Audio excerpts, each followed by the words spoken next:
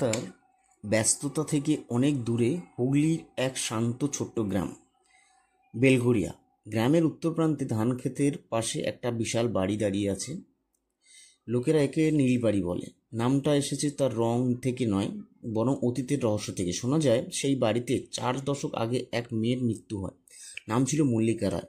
বাড়ির একমাত্র উত্তরসূরি আত্মহত্যা বলেও অনেকে বিশ্বাস করে। এটা ছিল ঠান্ডা মাথার খুন। বাড়িটা এখন পরিত্যক্ত, দরজা কড়া পড়ে গেছে, জানালা কাচ ভাঙা, ছাদে গুল্ম আর পাখির বাসা। কেউ ওখানে যায় না। সন্ধ্যা নামলে পথচারীরা ঘুরপথে হাঁটে।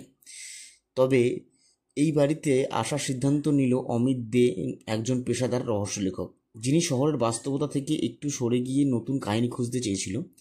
সে শুনেছিল এখানকার রহস্যময় মৃত্যুর কথা, আর ঠিক করেছিল এই কেসকে নিয়ে গবেষণা করবে। তার পরবর্তী উপন্যাসে এই কেসের স্টোরিটাই লিখবে। তো অমিত চলে আসলো। অমিতকে গ্রামের একজন ভদ্রলোক হরিপদ একটা সাইকেল নিয়ে বাড়ি পর্যন্ত পৌঁছে দেয়। বিদ্যুৎ নেই, কিন্তু অমিত ব্যাটারি ল্যাম্প আর পাওয়ার ব্যাংক নিয়ে এসেছিল। বাড়ির ভেতরে যেন টাইম ক্যাপসুল।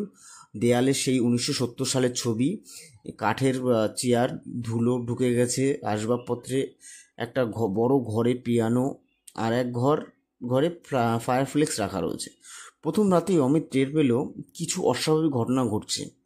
ঠিক রাত নাগাদ 1টা নাগাদ পিয়ানোর ঘর থেকে ভেসে আসলো সেই রহস্যময় সুর, টানা নানা টানা নানা।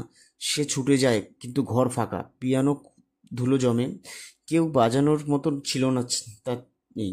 টর্চের আলো সে দেখে, জানলার বাইরে দেখে একটা সাদা শাড়ি পরা মেয়ে দাঁড়িয়ে আছে। পরদিন সকালে বাড়ির দোতলায় এক পুরনো আলমারি থেকে অমিত একটা ডায়েরি পায়। মলাটে লেখা ছিল মল্লিকা, 1983।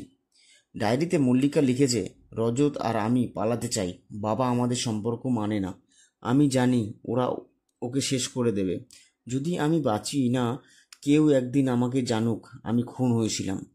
ডায়েরির পেছনে গুজে রাখা ছিল একটি চিঠি, যার প্রয়োগ ছিল রজত সেন। লেখা ছিল, মল্লিকা, কাল রাতে তোমার জানালার নিচে এসেছিলাম। বাবার লোকেরা আমাকে খুঁজছে।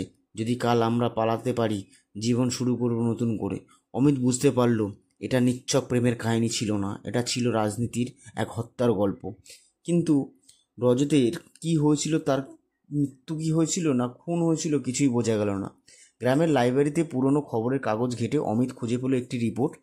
10ই জুলাই 1983 সালে রাজেন রায়ের মেয়ের মল্লিকা আত্মহত্যা করেন। একই রাতে নিখোঁজ হন এক যুবক, রজত সেন, যার সাথে মল্লিকার সম্পর্ক ছিল গুজব হিসাবে। পুলিশ তদন্ত স্থগিত, কিন্তু অমিত থেমে থাকে যায় না।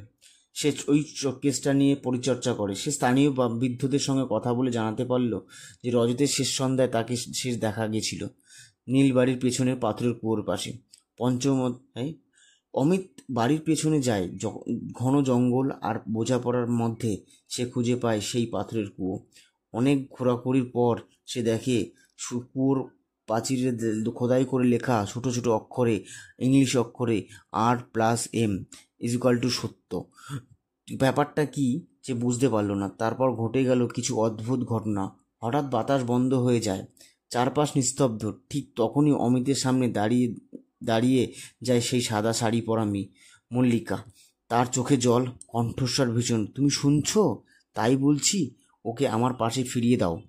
অমিত পুলিশকে খবর দেয়। মাটির নিচ থেকে এক যুবকের কঙ্কাল উদ্ধার হয়। পাশে পড়েছিল একটি রূপোর চেইন, তাতে লেখা ছিল R+S।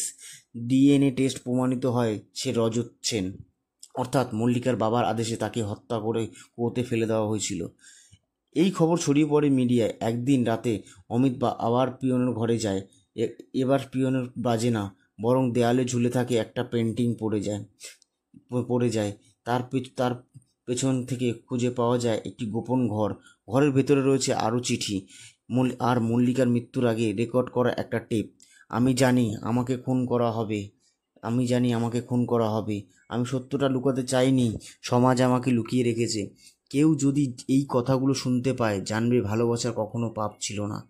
অমিত সেই সত্যগুলো নিয়ে একটি বই লেখে, নীলবাড়ির অশরীরী, এক অনন্ত প্রেমের কাহিনী। প্রকাশের পর বইটি দেশের বিভিন্ন জায়গায় আলোড়ন তোলে। সরকারি নীলবালিকে হেরিটেজ সাইট ঘোষণা করে। সেই কুয়োর পাশে বসানো হয় একটি ফলক, রজত ও মল্লিকা, যাদের প্রেম সমাজে মেনে নেয়নি, ইতিহাসে নেই। এক রাতে অমিত ফের আসে নীলবাড়িতে। চাঁদের আলোয় সে দেখে বাড়ির ছাদে দাঁড়িয়ে আছে সেই দুই ছায়ামূর্তি, মল্লিকা আর রজত। এবার তার মুখে হাসি, চোখে শান্তি। চলে যেতে যেতে